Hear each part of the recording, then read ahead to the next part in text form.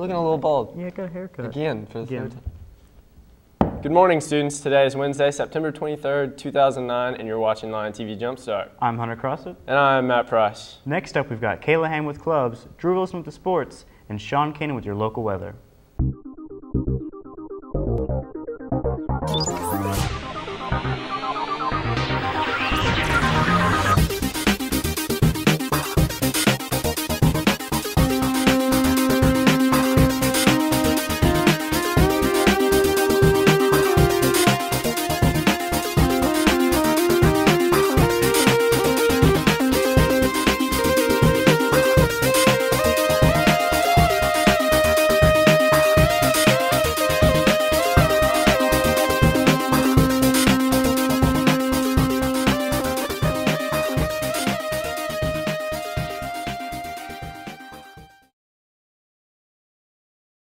And we're back, now for the question of the day. What common toy originated as a weapon in the Philippine Islands? A. Boomerang, B. Hula hoop, C. Slingshot, or D. Yo-yo? The answer to the question of the day will come later on in the show. 10th and 11th grade students should be aware that the PSAT will be administered in the high school cafeteria on October 14th. All interested students must pay $15 in the SHS Guidance Center to register for the test. Now get ready for Kayla with your clubs. Once again, pay attention. You might have an important meeting to attend.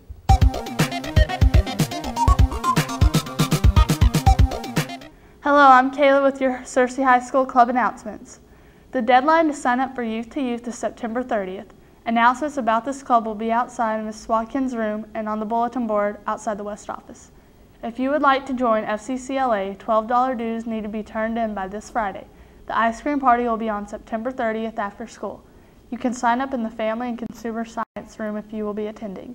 Congratulations to Sarah Paxton, Quill and Scroll Sweetheart, and Casey Parrish, Lion TV Sweetheart. That's it for clubs. I'm Kayla Ham.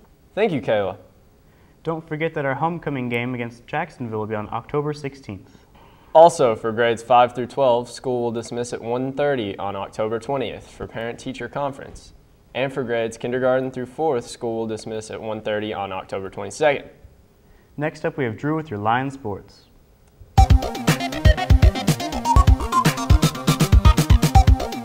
Hi, I'm Drew Wilson with your Searcy Lions sport announcements. The Lady Lions volleyball team did an outstanding job last Thursday night in their second game of the season against Harding Academy. The girls came back from an 8-point deficit and only barely lost the game, 26-28. The starting 6 girls rallied in the second game behind Morgan Tipton and Kalinda Wilburn dominating the net. The outstanding hustle of Amanda Richardson and A.C. Smith and the serving of Krista Nolte and Jade McCoy. After a hard-fought battle, the Lady Lions lost the second game 24-26. Be sure to congratulate the girls on all the hard work they've put in this year so far.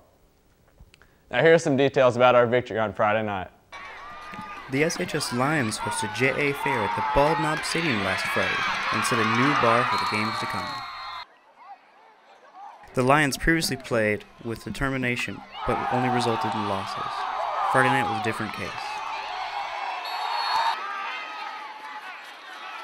The Lions scored, and scored again and again, but also kept the ball away from JA Fair.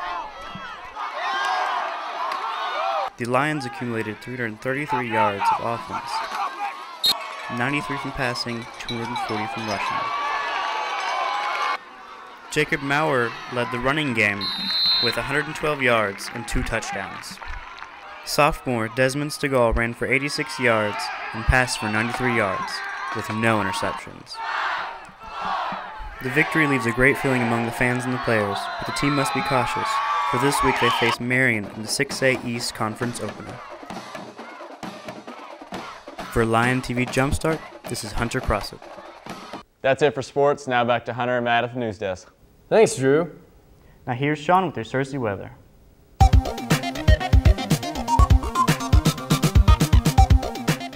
Good morning, Searcy High School. Get pumped up for some learning and for some weather. Let's do it. 77 is our high today, 66 is our low. We got a 50% chance that we might have some precipitation in there, so it's pretty much a flip a coin, and it might rain, it might not. We're not sure. Thursday, high of 78, low of 66, 40% chance of rain, little less of a chance, but there's still a chance that we might see some precipitation. Friday, come out and support our Lions, even though it's a little bit of a long drive in Marion. It's all right. We can all take the drive together. High of 78, low of 64, 40% chance of rain. Over here on Saturday, starting our weekend, you know what I'm saying? High of 77, low of 60, 40% chance of some rain. In there Sunday, however, watch out because the sun is coming out. It's going to be a beautiful, gorgeous day. High of 77, low of 61. Let's hop over to the almanac over there. As you can see, it's a pretty good chance there might be some rain. There's an equally good chance there might not. So high of 77 is today. Our average, our high is 83. So we're staying pretty cool in there. You know, we're cool. Record, however, is high 97, set 1931. Warm in there for that September warmness. Our low today happens to be 66 with our average 58. So we're a little, you know, we're a little bit higher than that, but that's okay. Our record low for this September day is a low of 41, actually set in 1982. So watch out. Almost getting to some freezing temperatures, about 9 degrees away from water turning to ice. All for you chemistry students out there. That's all I got for weather. Let's go back to the news desk. Good job, Sean. Something big has happened that may impact the students of SHS significantly. Here's Caitlin and Kayla with the story.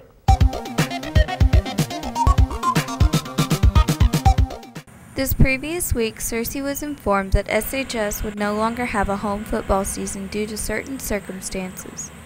The AAA, the Arkansas Activity Association, sent out a note to all the schools in Arkansas and telling them that, according to a consumer report, that this particular company, if anybody had done work with this particular company, there was a problem with some structural defects in light poles that they might have used to put up around some athletic fields. Sure enough, our school was one of the ones that used that particular company. They had an independent testing company come in, check it out, found that there are some possible problems with some of ours. After seeing the damage done due to light poles, our school went into immediate action. I understand that the reporter contacted the Arkansas Athletic Association and shared the information with them and said, we think it would be a good idea for you to send out a release of information in regard to the failure of poles in the United States. We immediately started trying to get in contact with a testing company to see if in fact they were flawed or of danger, and we contracted with a company by the name of ReliaPole out of Texas, and they drove up and tested the poles. Despite what many may believe, Cersei was not the only community affected by this event.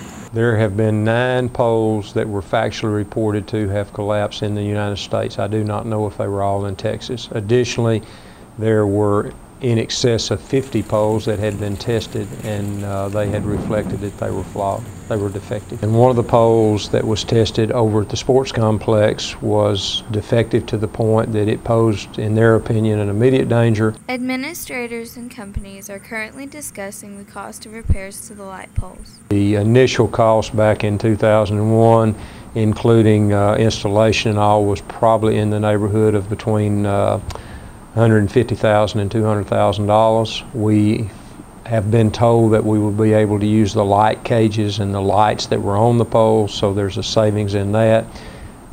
We are fixing to start to meet with vendors that supply poles and get cost estimates. We are going to replace the poles.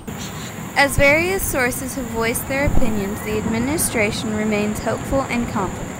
For the sake of safety, we elected to take the poles down, do the repairs necessary. Personally, of course, it affects the football team because you love to play at home. You have that home field advantage, and so we're going to have to play at an alternate site. So it affects them somewhat, but it also monetarily, we're losing money from the gate that we would get by having a home game in our home. So the athletic department, the junior class because of concession stand, the band program because of concession stand. So there's a lot of people that are affected.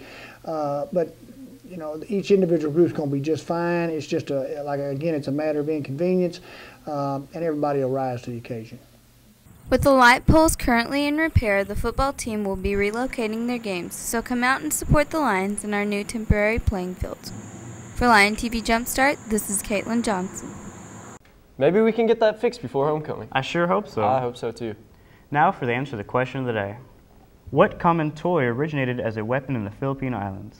And your answer is D, yo-yo. Wow, they could use that? I don't know how. What?